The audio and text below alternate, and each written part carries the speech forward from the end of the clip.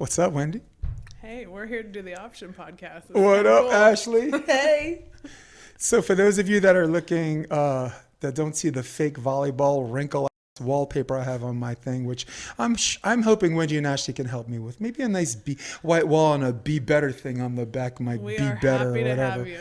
You know, I still have the Undivided sign, but I'm Jason DeBiss. This is episode 237. No intro today, no outro today. We are just gonna do Jason and Wendy things, and I really wish I put my camera down a little bit because we got to get this Life's Tough, get a helmet shirt. In fact, you guys talk, I'm gonna go fix that. A little Brechtian thing going on here. Yeah, I gotta get that camera angle right. Proud of my man. Go ahead, guys. Hey, you guys were talking about NCAA, right? yeah, no, I was going to say, I love your podcast for bringing in the volleyball. I want to start with volleyball first, and then we'll get into whatever political issues you want to talk, Jay. We don't even gotta talk about that. We good. He's like, I just did that today already. Yeah, I just got from 2.5 hours of political orphans. All right, well- Canadian and American politics, so. Okay, well, let's go back to volleyball then, because I am so excited to talk volleyball, any level of the game, and have absolutely nobody related to me involved in any of it. So I feel free, and I cannot believe how much this sport has run through my life since I was like 11 years old, and I still love it so much. So, I mean, from the dropping of the GCU program, which has given me PTSD from Luke's freshman year, when they dropped 11 sports at Stanford, and then talking to the Utah beach coach last week about the dropping of that program, and I just am at a point where I feel like all volleyball athletes, beach, indoor, men and women, all need to get together and go, we have a freaking kick-ass sport, and everybody needs to stick together and, you know, rise up for the sport, because Olympic sports are going to be under fire with this, the NIL and everything, the NCAA and the transfer portal and everything we're going through. I think, you know, it really negatively affects the sport of volleyball, and everyone who loves it needs to be speaking up. Ashley, is there something you'd like to say about this before I go off on maybe some diatribe? Anyway, go ahead. Not really. I just echo Wendy. Like, it's just really sad to see these student athletes work really hard and then have things literally stripped out from underneath them. And, you know, especially in the case of Utah, being a women's beach program, like, how are you trying to eliminate a program when it's on the upswing and it's growing immensely every single year? They're opening new stuff. Like, so for me, and, you know, Melissa, I've been following what she's posting out there, and on the surface level, it looks like Title IX violations. So we've been battling that, it seems, for a couple years on a few different fronts. So it's going to be, I'm going to be curious to watch it. Yeah, I hope they can get somewhere on that, because you're right. so It takes years to build a program, and they needed, you know, I don't see why. No, and GCU just spent a bunch of time building their program, and that was a good program. You go. I know you're itching. No. Look, for me, I took enough time away from the sport, just a couple of months, spent time with my family, kid, you know, put together my documentary I was doing for Club Coach. So the way I take time away from volleyball is to do more volleyball, which makes no sense, but Makes sense to us. Yeah. I guess I'm coming into this conversation with an itch I don't need to scratch. It's you know, a few months ago this would be an itch I can't scratch. So I will take a more cold approach to it and say, there's an old saying, if you make it to the penthouse, right, the elevator, press lobby, send the elevator back down. Give other people a chance to get to the penthouse with you. Don't, you know, because this is not just an NCAA thing. It's not me, because, you know, wrestling and other sports have the same issues, but then as far as active solutions and what their situation and what they want to do about it, is always going to be eternally different from volleyball, because it's been a sport where these people, once they get they're for self, they're out. You know what I'm saying? Yeah. And the question is, how big is yourself? Is yourself big enough where they can't do this? Right? USC, would they do this to USC? No, there'd be public crucifixions. You know, in the South Bay, they might nail the president to a cross. You know, on the pier. You can't do that. Stanford, right? there was enough voices that were hollering, there were enough alumni, and the endowment gets bigger, and Stanford solves And a that problem. lawsuit. And a huge lawsuit. Yeah, Stanford did not solve that problem with an endowment. So I'd like to start with the easier one because we want to talk about GCU. The easier one is Utah because Utah, they had already spent the money and built a facility. They already spent the money on coaches. This is not something that's going to break their bank. My guess is their coaching staff, at least one or both of them, are volunteer assistants, right? The director of operations might be a paid position, but that's not a lot of money. Traveling time, if you have a traveling team, that's cheap, right? Home games, you're already set up. And it's not something where college sports should always be looked at as a revenue generating thing. Thank you. You're there for a full college experience, and athletics at a highly competitive level and shaping your mind to endure things and to overcome obstacles physically. No one's going to tell me that doesn't help you with the mental. We have 4 presidents that were college wrestlers. We have just and great ambassadors of our country that played at the collegiate level that never played professionally. So, so if football and basketball make you assume this is a revenue generating sport, maybe those guys should be pushing lobby. They took the elevator to the penthouse, pushed lobby. It's not going to break anybody's bank. So GCU is a more complex and more nuanced discussion because it's men and in accordance to distribution and Title IX. But Utah, great coaches. As far as recruiting, you can balance your indoor players and beach. I'm sure the indoor players would want to do that. That's how a lot of the beach programs start. I was going to say, when everything was getting started, that's how, you had teams like Nebraska or people like coming off of the indoor team. Now, there's a whole nother argument on playing the same sport for 2 seasons of the year and what that does to your body, but it definitely helped build programs. Yeah, and Ash, this is where Wendy and I were talking about. It's not doing any harm, and it can only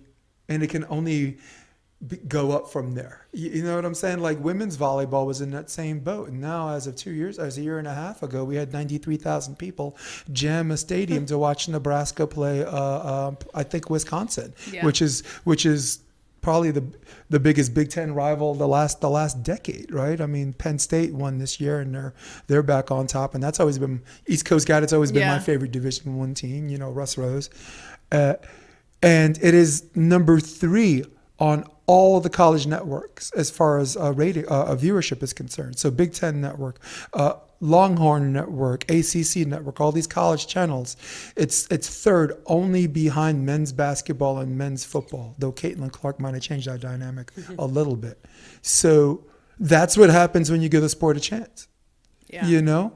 And also, I guess from the negative perspective, some of these guys that are speaking on their perch, I really don't want to hear it from these people. And now I'm cursing, sorry, but I really don't want to hear it from these people because when they made it, they had a chance to give something back, and what did they do? They took their money and they ran, and now here they are speaking from their perch with their symbolism. We don't need symbolism right now. We need volleyball activism. Yeah, and it's a great sport, and on the men's side too. Like I said, it pains my heart because when you cut a program in the men's game, it's not like there are there's nowhere to go. There are so few programs once you've gone, like all these guys that were going to GCU, there are not a lot of options to go out and join another roster. And you're talking about good players that have spent years, honing their craft, and they don't just go out and join the swim team or, right. it doesn't work like that. And so you're taking a kid who is developing through their sport and cutting their legs out from under them. For what? And they say, I saw it on Instagram, but it says $500,000 to run that program. Like, come on, people, we can go raise that. And when the school says, and I remember hearing this, doesn't matter how much money you raise, it's not coming back. That's garbage. That's unacceptable. It's unacceptable. There's money out there. You have a gym that was packed, a band that was playing, the students loving the game. What the hell? What are we doing? A team that made the Final Four last year. A team that made the Final Four that was, incredibly talented squad. Yeah, and I think we have to, again, remind ourselves in the beginning, college sports is not the priority is not to generate revenue, right? GCU, I mean, if you have a basketball team, a football team where the sports networks are paying you for airtime, they're not paying them, they're paying you for airtime.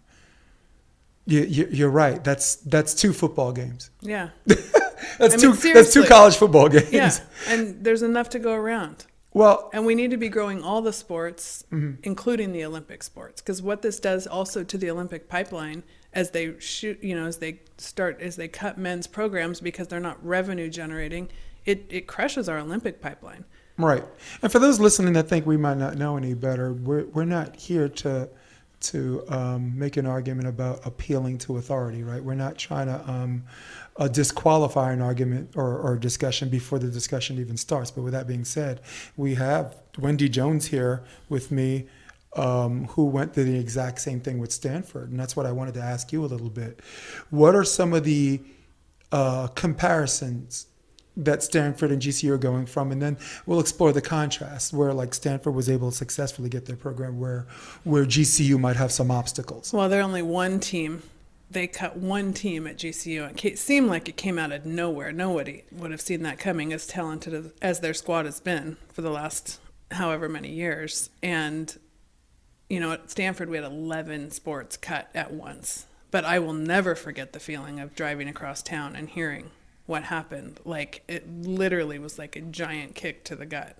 And my son was an incoming freshman, just coming out of COVID. Luke Turner, guys. So it was terrific, fantastic player. Yep. Yeah. So we, having 11 sports that could band together, you had 11 sports that had alumni, you had 36 strong, you had the parents of 11 sports, you had the athletes that were playing those sports. So it was a much more cohesive effort. And then on top of that, you had the legal effort, which in the end, I will say now that I can, like, the legal effort was huge. So once we got something filed, there was something hanging in the balance there that I don't think Stanford wanted to lose. Right. What kind of suit was filed to make A Title IX suit. Okay. I believe there were 2. Right. I was more on the Kyler Presho's mom was an absolute rock star. Yes. Savage. Yep. And her son was graduating. He was done. And she, I'll be indebted to Misty forever. Like, the amount of time that woman put in on saving these volleyball, but on all of the sports, like, incredibly competent. And I, in fact, asked her the other day for the attorney's name, just trying to help Utah out, because I do think that in the end, a lot of it does come down to legalities, unfortunately. Because I wish it was just this, like, moral support and the values and the sport that we all love. But unfortunately, I do think it comes down to legal a lot of the time. I have a side question here, and maybe it will lead us into some challenges for GCU, but with how quick and kind of abrupt it seemed with GCU and Stanford being 11 programs, right, and then Utah, how long do you think these conversations are going on behind closed doors with the admin or the board of trustees at these colleges before, the coaches are told, or, you know what I mean? Yeah. Like, because that seems like a really, like, hush-hush conversation to be having, and for that not to leak out and for people to be aware before it happens, I feel like is kind of crazy. I mean, I always felt like at Stanford the coaches were blindsided. Like, okay. I do think it was a giant kick to the gut. I don't think, this is just my perspective, but I don't think coaches were recruiting kids knowing that their program was going to get cut. But the concept that even an AD would know that we're flirting with this and allowing the signing to go on. Yeah. I mean, it's devastating. Like, well, it's not okay. Did you see the Instagram post about GCU and their admin is trying to silence the coaches too? Like, they're not allowed to be speaking right now on social media. So they're trying to put a huge, like, lid on it. Yeah, and then that comes back to the legal system that I was, that makes sense. Is that part of their contract that they're not allowed to talk about something? I'm not I mean, fair question. What are they going to do? Call the volleyball police? What happens if they do blab? You're going to call, the NCAA police? I don't know, maybe they would They get violate, fired? yeah, rather than I their. mean, they're already getting fired. Yeah, exactly. You're right. do- Yeah. do- They probably you got get a what I'm severance saying? package of some sort, though, more than the kids at least. Well, I think if you do that, then you'd really watch the media come at them, right? And I think, one, it involves taking a chance. This is the reason why I even asked this question. If you're going to get fired already, you have less to lose, everything to gain.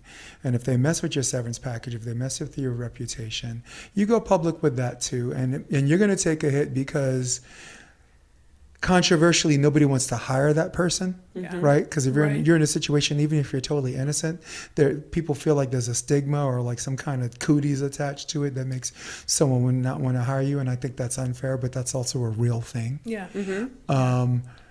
But the other reason why I brought it up is because I suspect, and I'll speak to things I know, but I'm speaking to something that I'm guessing. We do have people in USA Volleyball and in the NCAA that do in some way control the power dynamic. Oh, yeah. We just saw 2 years ago 40 people in a room debate rigorously about making double contact for second hit legal. We decided this, and we raised all the issues and we debated rigorously. It's like, if that happened, if you did that, why are we the last to know? Why are we like, it's already written, it's set, and this is what's going to happen? Where was the rigorous debate? 40 unelected people. Who do they think they are? Where's my camera? Who do you think you are? Who do you think you are, right? So if they want to, they can do it. They can change things. Because volleyball, and I don't want to sound grimy, but this is a grimy sport. Volleyball has shown us that they have a power dynamic to cover up things that they don't want us to know. Do we really? Look at her. Look at this. We got a club coach here talking about, like I'm obligated to say something or I'll get in trouble too. So, yeah, thank you. Don't forget to smash that like button, people. Wait, yeah, because I have balloons pop up on my thing, so someone smash the like button. But we know. I'm guessing, but I'm guessing based on some correlation and what we witnessed. They do have if they have a power dynamic to cover up things, they have a power dynamic to fix this. Yeah. And I speak for the three of us. We don't have all the answers, even though Wendy might have a ton of answers, but it was only an application of what you knew and what you spearheaded. And there were a 4 huge people. Force. It was right? a huge force. Like you gave me people. one name, right? Like Yeah. if you narrowed down to one I just person, it was mentioned her. Misty. Oh, but if no, I narrowed it down to 4 people, you're one of them.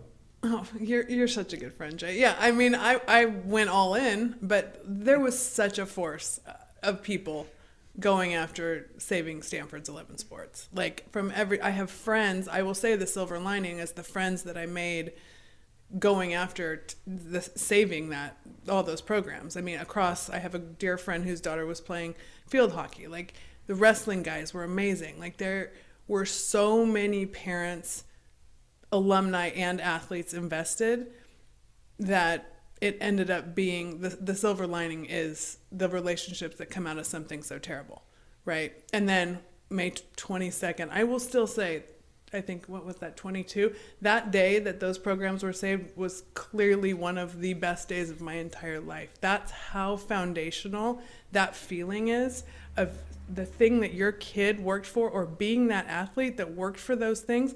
I'll never forget the video I got of those kids in a COVID dorm bounding out of their rooms and friggin' running down the hallway screaming because those programs were saved. Like, don't do this to these kids.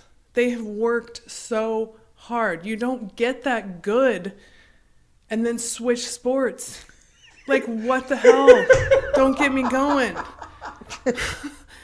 Like, it has felt like PTSD the last few weeks. And I'm talking to Luke too. It feels like a kick to the gut. Stop it. Well, on the more positive note, there is something really cool. Like what happened at Stanford and the way that turned around. Yep. On every level, right? If you were a lawyer in that case, wow, I get a chance to be a part of justice being done, right? Like no matter what kind of law you practice, and you're like, this is rad. I'm so. And if you're a volleyball mom whose kid's playing in that school, you have a small victory and a sense of satisfaction because you thought, I trusted the process, and the process worked. Right, you trust in the system. The system worked. There was also a moral thing.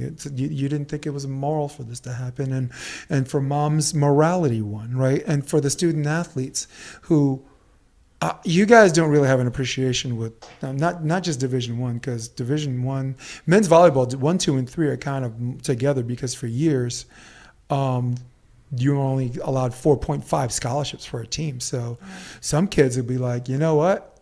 I'm not NYU is Division III, but they're giving me an academic ride, and now all of a sudden NYU could probably play against GCU and lose. But my point is, because I was just gonna say D1 athletes, but and for every other sport except men's volleyball, I gotta Springfield right now could probably beat half the D1 teams. Yeah, you know what I mean. So, but there was a victory for them because you train 11 months out of the 12-month period. It doesn't stop with the end of the season. It doesn't stop with the preseason. There's a non-traditional season. There's a workout. There's tournaments that they highly encourage you to go to. So there was a sense of satisfaction about the victory being all around. Yeah. Mm-hmm. It was. I mean, it was intense, and the bonds that you make. I mean, I watched those guys, on the Stanford team. And having come through something so difficult, I will say that I think it grounded them in how much they love their sport. And even as long as a season can get, and when you're feeling down, I have heard Luke say, you always could come back to that place of like, it almost wasn't here. And so there was a deep appreciation and a really strong bond between those 9 guys that graduated last year. Or now 2 seasons ago. Because they just had a fabulous season with, no senior class this year, so they're going to be great next year. They made the NPSF finals, right? Against Pepperdine or semis? They lost to SC, and then SC and Pepperdine played in the finals. Is that right? I don't know. Pepperdine beat UCLA. Pepperdine, yeah, that was before. It was Pepperdine SC in the final. I don't think they made SC made the finals, though. Oh, I think you're wrong. Okay. All right. No. Get our guy to pull up the brackets. It was because then Pepperdine beat SC in the final. Right. And then Pepperdine is. Yeah. Let's go. It starts tomorrow. Hey, when you get a chance, can you look up Pepperdine's men's volleyball schedule, and it'll show you. That's how slow. It'll pop up on there. Yeah. How fast the memory goes of how much volleyball I watch, and then I'm like, wait, what happened? But yeah, Pepperdine beating UCLA in the NPSF was huge. Yeah. And it got them in, right? It's an automatic bid. Stanford lost to SC, and they had already beat them in conference play, but Stanford had played the 2 nights before, and SC was coming in fresh, and then in the NPSF, and Stanford lost to SC, because beating a team 3 times is really hard, especially when one's fresh and one's been playing for 2 nights. So anyway, that's what I remember. Actually, I'll go on a little bit of a diatribe that'll give our guy enough time to he can fix on one camera and still and look that up. I think I got that right, but I don't know. No, but I think it's unique that UC Irvine was left out, right? Yeah. I know timeline wise, back in the day there were only 4 spots, right? The EIVA champ, the MIVA champ, the MPSF champ, because there was no Big West, and the 4th was an at-large bid, which 9 out of 10 times went to a California team, though the Midwest did have Loyola Chicago and Lewis play each other in the finals, so that might have been the one or 2 times. You had 2 teams from the MIVA. Yeah. EIVA back then, Penn State always had like early hotel reservations. They were kind of the best of the lot. Yeah. Yeah, though that's changed dynamically. Princeton did some good things. They won before. Sam Schweitzky doing good things. Harvard got in one year, it's a first round. But yeah, here's a good question. So, because we can table the who win in the finals. The Big West, we all agree, is the strongest conference. Yeah. Right? Yeah. You got Long Beach, You got Hawaii. You have Irvine. You have the Gauchos, right? Santa Yeah. Barbara. That's 4 deep. Yeah. That's wild. And then second, everyone assumes it's MPSF, but MPSF I think was top heavy with UCLA. You know, and this year our USC had a good season, and Jeff Nygaard, it's about time. Yeah, but Stanford beat them twice. at Stanford beats SC. everybody twice, though. And then Stanford also beat Hawaii at home this year. So that team next year You is bunch gonna of be, weirdos, Yeah, man. no, Stanford is they a bunch can go of off. weirdos, Yeah. Ashely. Yeah. You're right to just beating people, playing 500 ball and just saving their best games for what they perceive the best teams. But yeah, MIVA is still strong. Like, you know what happens? They play the West Coast teams in the beginning. They lose in the beginning. And they're behind in the rankings for the whole season unless they can have the money to travel to the West, right? 'Cause Yep. the West already came. Midwest, we ain't coming back. We beat you. Bye. You know? So right now tomorrow's Thursday. So that's I know it starts tomorrow, that's right? the Final Four, right? Has it been playing? I haven't even been paying attention. I thought it started tomorrow, but Yeah. I've been doing a few other things Well, besides volleyball. traditionally the Final Four is Thursday, right? And then the finals are Saturday. So You're right. some of these You're right. play-ins and some of these first rounds, Wendy, I don't know. I know. My head's in the sand, but we I had tomorrow kind of locked in my brain and to check back in. So nice. I was too busy watching beach volleyball. We haven't even gotten there yet. So All right, I'm got the bracketology right here. I just want to know who's left. Okay, so Penn State won their playing against Damon. Damon's a new team, and no surprise there. right. And today is what, the 8th? Today's the Today's the 7th. 7th. Oh, so it starts tomorrow. So tomorrow you got UCLA against Belmont Abbey. Okay. Belmont Abbey is a good school, but they're still tiny. Yeah. They lack size. And one of my friends, Nolan Albrecht, who played there, was a long time a coach there, Okay. which is dangerous, right? You got a guy who just graduates, all of a sudden the head coaching job falls in his lap, and you know X's and O's, but you don't know how to coach. But I thought he did really good work there, but he's not there now. Hawaii against Penn State. Okay. That's the second one. The third game, Fort Valley State against Long Beach State.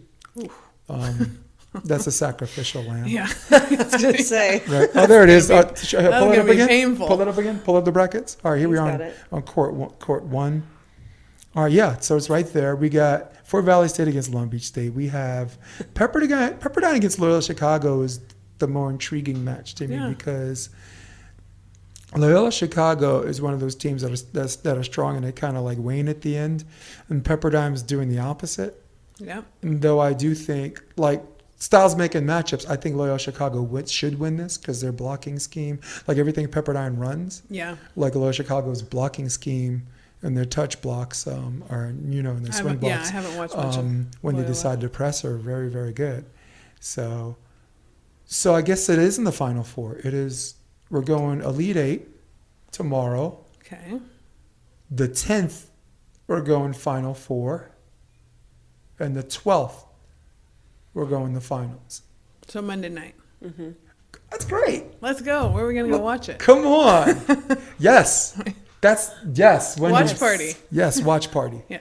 Yep. For my New York people, we had a bar. We like to sing karaoke, and they give us the entire basement. So it was this group of like the East Coast elite, which basically are all European and Caribbean players. Yeah. No homegrown talent there, right? Though Matt Anderson's a New Yorker. Yeah, and we'd have an NCAA party there. Just everybody, like people that play So in the fun. leagues, people that play whatever. You know the New York culture. right? Yes. So, So I told you, one of the most fun days of my life. yeah. Yeah, man. So who do you got? Who are we looking at, Ashely? It's Long Beach's turn. Yeah. They're going to get it this year. Yeah. I want to wait. Let me find out who's hosting. It's in Columbus. Ohio? Mm-hmm. Yeah. It's in Ohio. I always liked playing in Columbus. It's in Ohio. I'll go Long Beach. Yeah. I'll go Long Beach. They wouldn't dare let Hawaii host it. Dude, that's like giving No. that is like giving Popeye spinach, dude. Yeah. That's an electric environment, though. It is. so electric. And during the beach. Yeah. Let me tell you something. I was John Mayer's assistant at LMU in 2018, and we played Hawaii on a neutral ground, right? And the dual system for beach volleyball Yeah. was we lost 2-3. But so I'm like, hey, okay, we're there, right? And we went and played them in Hawaii, and 5-0. Just the song, Hawaii 5-0. Yeah. And it was no pairs going to the third set. We had a 6-pair play in exhibition that went to the third set, but Silberstrom, Evan, the head coach there, New Yorker, Long Island guy. Oh yeah. Yep. So Yeah, Hawaii. so you got Long Beach too? Sorry. No, Hawaii is a fun place to go. Yep. Watch and just have a reason to go. I might be going the first week of June. I'll tell you about it in secret later. Sounds But good. Ooh, I can't wait. Involves commentating and Yeah, I say Long Beach too. yeah. They're due. I mean, D- they've been 3 years? Yeah. Runner up. Yeah, it's their turn. They also have a consistency in their coaching program where they're always at the scene of the crime. I don't think they've missed the playoffs since they won. And it's going to be intriguing because I don't know if you remember, NCAA volleyball has been the decade of the repeat champion. You're right. You got UCLA, right? Hawaii, Long Beach State, Ohio State, Irvine, Loyola Chicago, beating Lewis, Division II Lewis, and then Ohio State. And I don't remember before that. But And I will say, I've only learned this from him, and this is why he should be paid the big bucks for commentating, because he has a brain that locks all of this stuff in, and I can't even remember what happened in the MPSF 2 weeks ago. So yeah, I know. that's how this breaks down. That's insanity, the way you can hold information and just spit it back out so quickly and concisely. So good.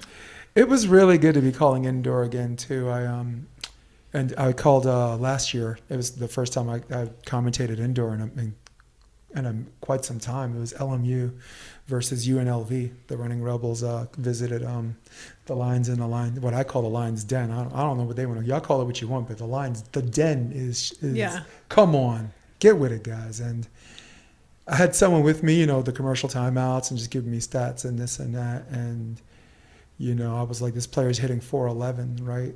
And the girl next to me was like I didn't even give him the stat yet. I did like the numbers in my head. I said I think she might be hitting 411. And what I wanted to do was get the paper and be like, no, it was actually 416 or whatever. And it was exactly 411. And everyone was just like freaked out in a good way. If you weren't so busy producing your awesome podcast, Yeah. like you could commentate any level of this game.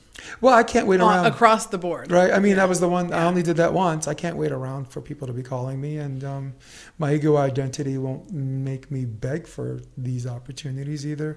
Yeah. Either they're interested or they're not. At this point, Wendy, Yeah. and we're not going to talk about my journey. We're here we got things bigger than me to talk about, believe it or not.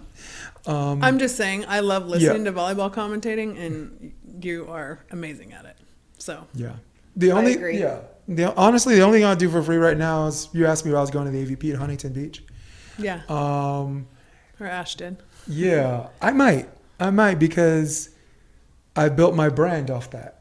Yeah. When I moved here, I had 19 years coaching experience, and nobody cared, nobody knew me. So I'm like, all right, let me just. You want to talk about that? Pull yourself up by your bootstraps, stuff like. Bought a camera and just started talking behind it and put it on YouTube, and that's how I got all this work. That's how Endless Summer happened. That's Yeah. how LMU happened. That's how Evolution. Well, Evolution, I came to Duncan Avery because I like. You ever met Duncan Avery? Yeah, He's such a good human being. yeah, he is. He's the only guy in my entire coaching career I came to for a job. I came to him.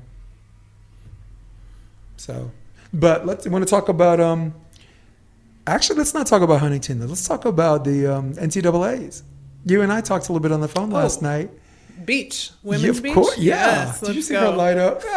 Well, yes, 'cause it's Yeah. TCU and Danny, right? Yeah. Hector, They finally got a national championship, and I could not have been happier. And we were in Vegas for a friend's wedding this weekend, and getting to see Danny put the last point down on the gigantic screen where we were watching the Kentucky Derby the day before. I mean, that's as good as the weekend gets for me in Vegas. If you got to have Kentucky Derby and beach volleyball, or I don't belong there at all. So, or maybe a little March Madness. That's the other thing I could go for. But March Madness is always fun. God, I love March Madness. Yeah. But I didn't do so well this year. But it is what it is. But yes, I'm so happy for TCU and finally getting that national championship, and especially watching Danny and Tanya, and they peaked at the Olympics, came in 5th, and then come in and get their national championship ring. I could not be happier because I love that kid. She's an absolutely great human. Did you get to watch it? Excuse me? Did you get to watch it? I don't think I was watching it. Oh, No. you were not watching it. It was early in the morning. Oh yeah, I was sleeping. Guys, I'm sorry. I do Vegas Ashley's a little juniors different than coach, Wendy. man. Yeah. I run the Yeah. coffee shop in the morning, and she does the dancing at night. So Nice. And karaoke. That's right. And the karaoke, yes.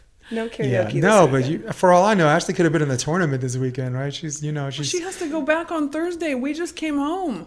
I'm on I a can't plane at believe she has to go- 11:20 tomorrow Can't To believe where? back to Vegas. You fly to Vegas? Yeah. Of course. Yeah, I'm not God. doing the 8-hour drive there and back. Not a chance. Well, if you drive like I do, it's not really Well, 8 hours. it's true. I just can't believe we have to go back. Hopefully I need it'll a be break. chill. We're I chilling. don't think I'd been since I was in my 30s, besides for volleyball. So anyway, Sidebar. Yeah, so I was happy that good coaching prevailed. You're talking about two programs, and for anyone tuning in for volleyball, I'm sure you're glad I'm finally talking about something y'all want to listen to, right? Good coaching finally prevailed. You got two colleges that have some of the best coaches in the sport, right?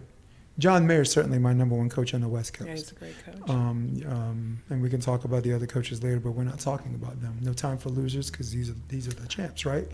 Right when Dane won, he was a champ. So guess what? You have Mayer that gets a lot of his recruits stolen, or whatever, however you want to phrase that, chosen over or taken away from by USC and UCLA. You got Hector losing a lot of his recruits to LSU and Florida State, and now Texas with Stein Metzger there, right? So you get these guys that have been doing more with less in like early 2018 and finding ways to be there at the end. And again, I told you yesterday, like nobody remembers when you lose 3-2, right? They just remember who wins. Yep. But for the purist and like the hardcores, you're like, they're right there, and watch out for this team next year. Yeah. And I was saying that to about John for 5 years. They're right there. Wait till next year, and it never happened. And now, this guy beat USC and UCLA to get to the finals. So yeah, and solid. it is Hector's time to shine. But I did want to spend this small amount of time to say, Yeah. don't forget about some of these runner-ups. Well, but and Cal Poly is right behind my alma mater, and what Todd Rogers is doing up there that's their and they're semis. Yeah. TCU. I mean, I was kept the getting semis. texts saying who you rooting for, right? Yeah. Wait, you went to Cal Poly? I went to Cal Poly. I wish there was beach Wait, you're volleyball. freaking smart. Oh Yes. my god, I loved Cal Poly. dude! I love Cal Poly. It's the Smart best. girls look like this. This one's pretty girls look like this. Okay, now. No, I loved Cal Poly, and I think they're going to be there soon. They're building a great program. I mean, it's been going for a while, and it was fun to watch. My daughter Lauren sent me. I think Aaron Inskeep and Danny were playing in the pairs against each other. Piper Fitch. It's just amazing. Like to see all these kids grow up and the level of volleyball that they're playing. Like I just love it. I've been following Piper for a little bit. She was in Denver. I forgot who she was playing with. I think Inskeep was too, and they were in that Hermosa Beach Open playing together, and they made quite the dent playing some of these, gritty. Even in defeat, they showed that it's their turns up next. It's coming. Yeah. And I'm interested to see what they do in the future. I mean, I'm not a fan of players as much as I am of a purist for the sport. I have my exceptions, right? Like who are you a fan of for beach? Like, what's the first person that came to your mind on the men's team? No, let's start with the women. On NCAA or no, pro. pros? What's the first one that came to your mind? Like if you were a fan of someone you turn on the TV, like they're planning on watching them. I mean, I've had fun watching Kristen and Taryn. I knew it. I knew it. That's mine. Yeah.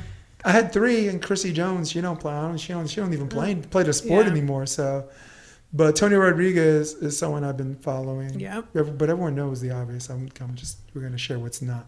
The men's scene. I like Theo. I like the best blocker no one talks about, and it sounds like a left-handed compliment, but why didn't he get a bye? Why didn't he get like a wild card? Right? He did. I mean, him and Trevor did take third. They beat the Taylors to take third, and Taylor's got a wild card, and they didn't. Maybe because they broke up, but Yeah, I haven't been. You're talking about the best I'm not blocker on the caught up tour. on Yeah. who's coming up through this new AVP setup thing. I don't. Right. I don't. well, he's quite- playing with Troy Field. He's playing with Troy. Okay, the one I was excited to see, and then I hope he's back. But I saw Evan playing. Corey, yeah. Yeah, I love to watch Evan play, and Agreed. then hurt his back. Triborn. Yeah. So he hurt his back. I saw that that's an Instagram catch up. I like I said, I'm not keeping up as much as I should. But are they back together? Do you know if Tri came back? And Yeah, he's back. He So played they're- last. Are they in? No, So no, they're- they lost to Wilcox and I forgot who Ryan Wilcox is playing with. He has a different partner. But 'Cause I was Wilcox excited- used to play with Bourne. Okay. I was excited to see that partnership and see what happened there. Well, this but- weekend there's one more shot. There's 2 All right, available maybe I will spots. go down this weekend and watch. I don't know. Yeah. Well, this week. Can well, make a good Mother's Day. I can drag all my kids down to watch beach volleyball, Yeah. and they can't say no. It's Mother's Day. there it is. Drag, they all love to go. Mother's Day weekend, right? Yeah, Okay, because it's Yeah. Saturday. But that's right. It is Saturday. Bourne and Corey are playing together. In fact, that match is up on YouTube. So guys, go on my varsity thing. Okay. And don't click under videos, click under live. And like all of the live streams, I live streamed 5 matches, which 2 of those matches were Corey and Bourne. So I hope they make it. Hagen Smith made it. I don't know who made the men's the second time. I can't remember the second team. Shaw. Oh, James that's Shaw. right. James Shaw made it, and that makes me happy. Where did he play? Stanford. And with the Canadian, Came Shaw. Yeah. So Ash, we're gonna get you in on this because we talking about volleyball, right? And as a club coach, that's been that kind of blew everyone's mind away with human design and all that stuff. If we could certainly talk about that, but I just wanted to pitch a fun question. The value of taking care of first hit, right? Whether it's beach, whether it's indoor, it to me is the door that or the thing that unlocks everything that you can do. But it has Yeah. to start with that first hit, right? Yeah. So when you're thinking about first hit from an indoor perspective, right? And when someone passes the ball, you might have a list of boxes to check. So one of your girls gets served, she passes. What are the boxes that she has to check? In order to pass the ball well, Yeah, what's a good, for example, as a beach coach, right? When you're taking the first hit, can you literally lock your eyes across the net and look at the ball? Now your peripherals are set. Now you see movement at the block. Now you see movement at the defense. Can your hitter option without forcing the option? Is it high enough where they can option? Is it high enough where they have time to get, and use their hands? So that's just an example of checking the boxes from a beach perspective. And though indoors my wheelhouse too, I want to appeal to the authority on this. looking for something What's high, checking the boxes? checking the boxes. If I'm being super specific, passing it 3 to 5 feet off the net and about 2/3 to the right half of the court or right of center. Definitely not a tight pass. So, but really my mindset with the first hit is keep it simple and give your teammate space to make a play. I'm the same when it comes to set to hit. I'm like, setters, give your hitters room, give them space, let them see the court, see the block. But yeah, that 3 to 5 feet off, 2/3 to the right of the court, never tight. Please don't error tight or over. I can't even.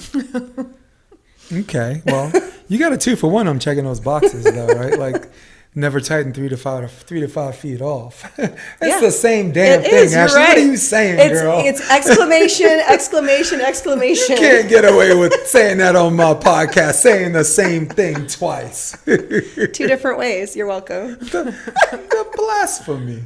I think for indoor, I think setter peripheral vision is important, right? Like, we always teach our kids to hold, and like, hold doesn't make terrible scientific sense to people who are doing studies on biomechanics and like ball movement or whatever, and it's I find it very intriguing that none of those studies are actually on volleyball, right? You know, this is on tennis, so let's run with volleyball with it, you idiots.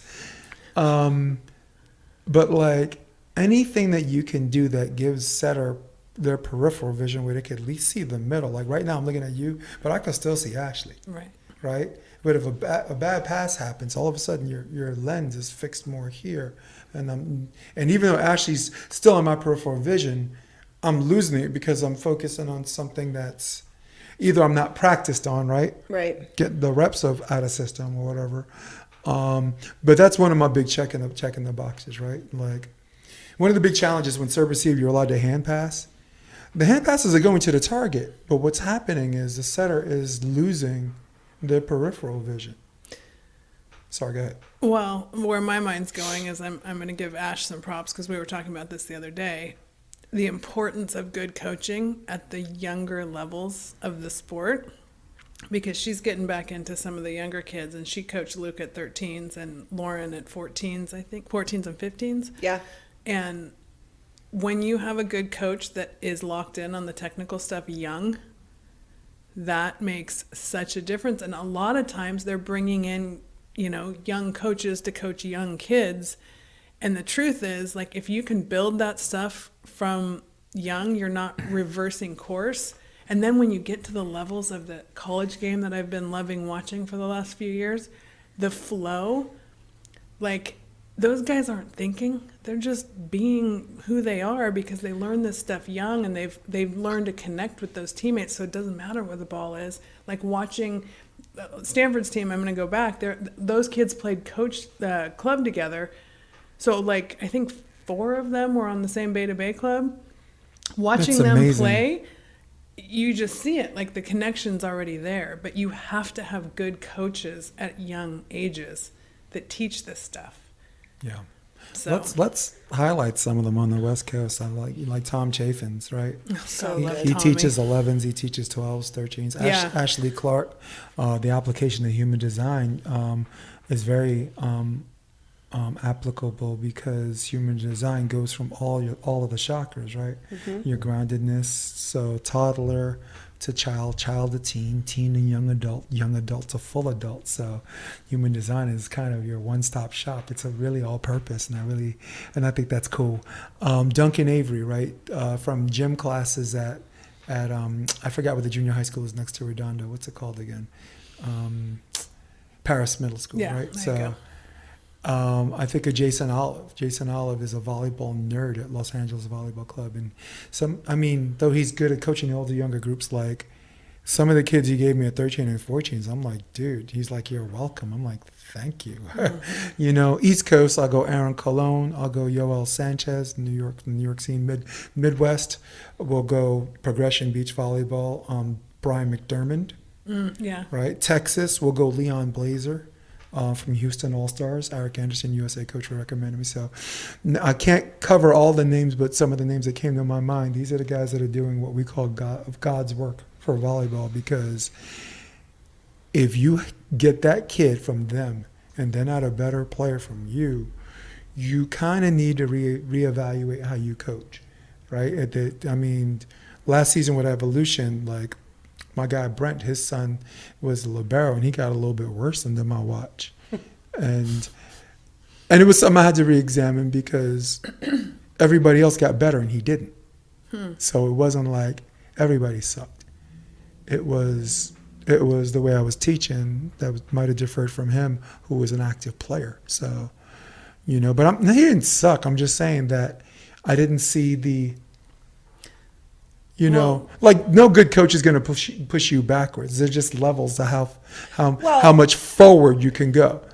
So, yes, and to add to that, because I've not ever coached 13-year-old girls volleyball. I've coached 13 boys, and obviously I coach young kids in private lessons, but never a team, because I honestly didn't think I had the patience for it. And as I've matured, I've developed it, and through human design, it makes it easier. But I've had these kids for 4 hours a week since, say, October. And granted, out of the 13, 4 probably have played 1 year of volleyball or been to some clinics. The rest all brand new. So most of them like literally could not make more than 2 serves, if even 1 serve over the net at the beginning of the year. And now all but 1 can.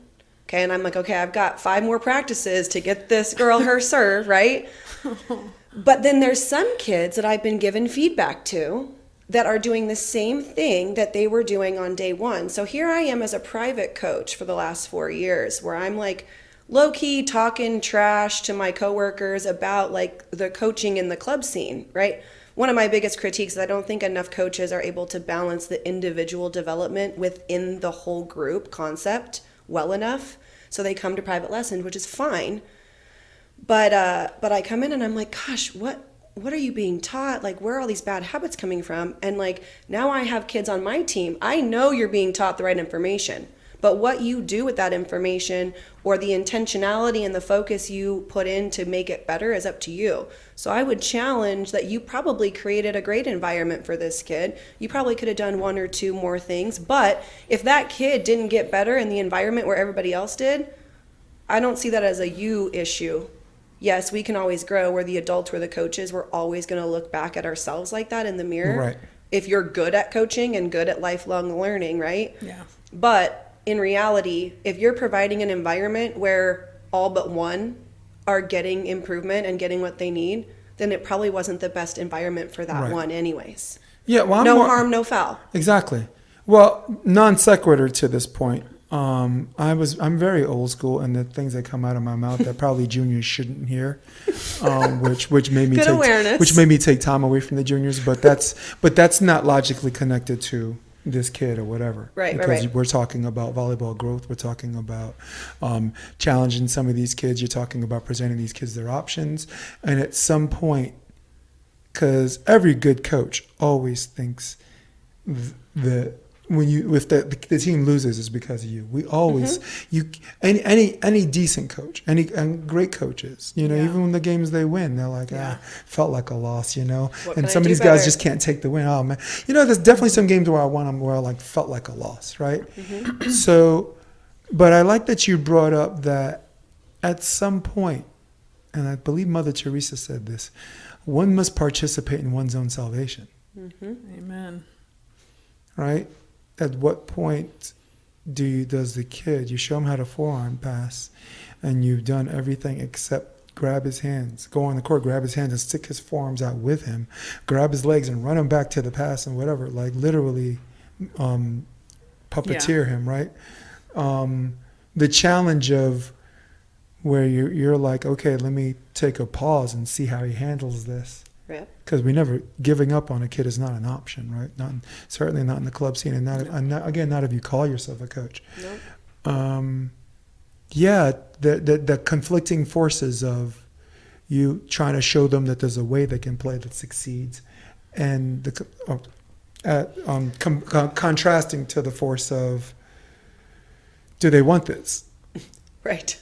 Yeah. Which And that's now where- extends to a parental thing too, right? Not just Yeah, a player and thing. that's also where the club scene has changed over the years. Whereas, like when I was growing up, and maybe even you, Ash, like club volleyball was for kids who were interested in going to play in college Yep. on some level. Right. Now, Yeah. club sports are what rec sports used to be when I was a kid, right? So there's a lot of competing factors in there. I mean, people are paying a lot of money. If you're a coach showing up, like, of course, good coaches want to pour into their athletes, but the athlete has to want to be there. And for us, like, I only got to play club volleyball 1 year, and I'm still friends. I sent Ash a clip of my club volleyball coach. He's doing great things on Instagram. And I loved him that 1 year I played club, because that was the first year, and it was my 12th grade year. And it got me, to redshirt at Cal Poly because that was the only exposure I got. When I got there, everybody from Southern California was way ahead of me. Right. Because the coaching down here was so good. So when my kids got here, I was so stoked that they were going to get this level of coaching, right? But the athlete has to want to be there. And so if you're putting your kid in club sports and you're either doing it because the parent wants it or that the kid, I know, you've got a lot of experience with different, motivations, but like you got to want to be there. You got to love it on some level as you're growing up. And a coach can lead an athlete, can create that love for an athlete if they're, if it's meant to be. But in the end, it's just like anything else in life. It's what you put into it. It's your persistence. That's why I love sports. And I would add too, it's not enough just to want to be there. Like when you're there, you got to show up and you got to be there too. Like some of these kids think that showing up is all that it takes. And again, if you want to play third, fourth, fifth team and you're just there spending the money to get the exercise and the socializing with your friends or whatever, then that's fine. But make sure everybody's on the same page and make sure you find a team and teammates that feel the same way as you too. Don't enter a competitive team and then be the one that's not showing up to practice or shows up and is the lazy one. Like, add value if that's what you choose. Period. That's all. That's all the coaches want. Yeah. Well, there's other layers to it, right? There's kind of like what their parents want for them too, right? The biggest, well, let me start this way. I have a friend that's in theater, right? And we went to theater, to school together, and I asked him what was the biggest obstacle for him succeeding in being an actor, right? You have, what you want, what's in the way, how you get around it, and what you expect, right? Goal, obstacle, tactics, expectation, go. And I said, what was your obstacle? And he told me theater school. He said going to college for theater was the biggest inhibitor of him growing as an actor. He was, a kid actor. McConaughey says the same thing. Yeah. And yeah, you can really dare to make that argument for some kids in some of these club situations. Mm-hmm. Club volleyball, you're right, some kids love volleyball until they play club. And that is a huge failure on the environment and atmosphere that the coach sets up. But it's also about the kid asking, if I get what I want, do I want what I get, right? I grew up wanting to be a baseball player until I saw my first 95-mile-an-hour fastball. Then I was like, okay. I touched it with the bat, and I didn't even know I hit it. Got to first base, right? But I ain't doing this baseball thing anymore. I'm done. It was like the astral part jumping out of my body, like some Tom and Jerry thing. Just, nope. Some kind of cartoon.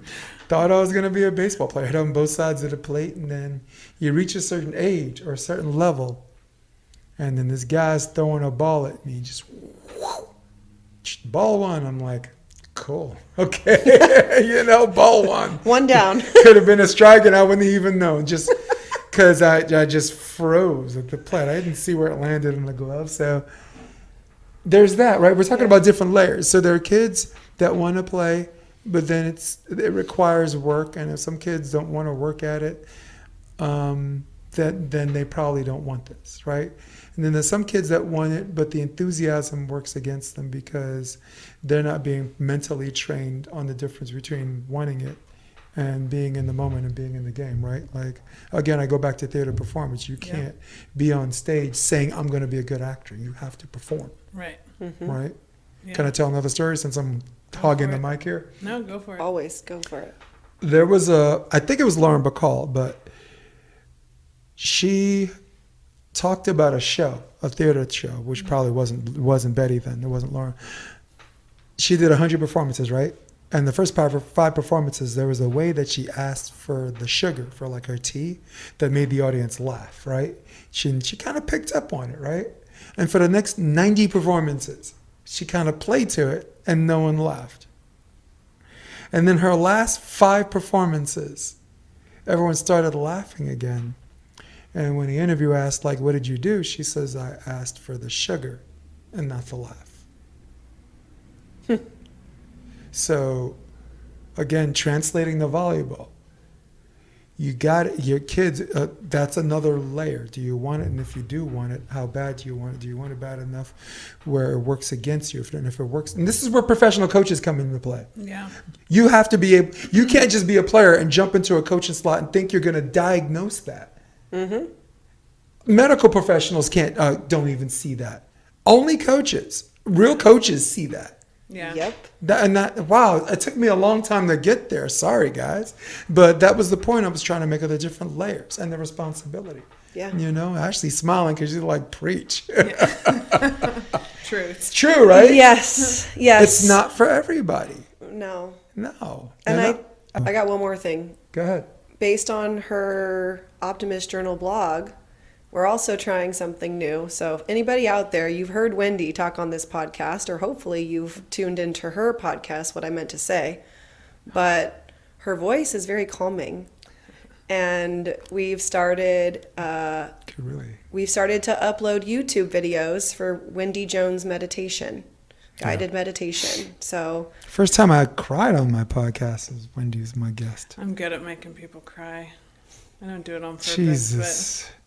That was like, it caught me by, you know, like, I don't know, if crying was like an unexpected slap, like someone just jumps out like from the corner, and, like someone runs into the room, slaps you and runs away. You're just like, where'd that come No, from? it's Yeah, just the that was- heart. man, It's the Wendy- heart connection. It's the heart connection. I got cry paparazzi by Wendy. It's the heart connection. Yeah. Nah. Then Yeah, that's, don't be scared of that. It's good no, stuff. I know. Wendy's like, don't be scared, homie. Well, that's all I got. I'm the Option Podcast, right? I have optionvb.com, which the site's already up and some of the videos are there, but I'm trying to do a blogosphere for it because I can help you with I'm that I'm too. not just a gift of God person, but you know, I can write. Yes, you and can. People, You're a smart yeah, guy. I have people like on Facebook that are like, I tune in every Monday just to see what you were going to say about this. So, but it comes from a well thought out place and fair. Always. Yeah. You know, and yeah, for everybody out there, I'm not just saying don't care what everybody thinks. Everyone cares. At the end of the day, you do, but you have to take it in. That's what they think, and you have to move on. You can't let people shape who you are. You have to shape who you are. And like I said about children and clubs, one must participate in one's own salvation. So that's you. It starts with Be Better Media. All right. Thanks, Jay. All right, guys. Wendy and Ashely might love you guys, but I don't like any of you guys. In fact, I can't stand any of you. In fact, we're out of here. So for all of you at home, for all of you on your iPads or your iPhones on a lunch line at Starbucks, that's Wendy Jones. That's Ashely Clark. I'm Jason DeBeas. This is the Option Podcast, part 1 and 2 together. We're out of here. So long. Adios. Bye. Come check out the Option Podcast on optionvb.com. It's also available on iTunes and Spotify and on YouTube under the NY Varsity Sports handle. You're going to love what you hear.